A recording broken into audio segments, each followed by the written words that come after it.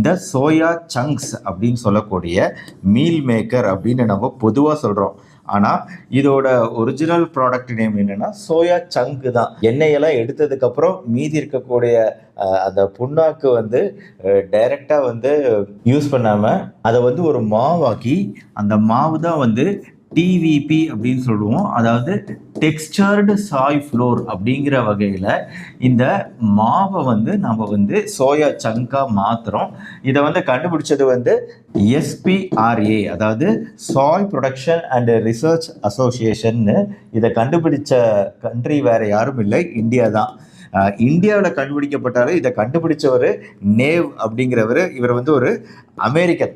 இந்த அமெரிக்கன் வந்து அதாவது அந்த காலத்தில் 1965 நான் சொல்கிறது, அப்போ வந்து நடத்தப்பட்ட ஆய்வில் வந்து நம்ம உணவில், இந்திய உணவில் வந்து புரதச்சத்து குறைபாடு ரொம்ப அதிகமாக இருக்குது அப்படின்னு கண்டுபிடிச்சாங்க. மெயின்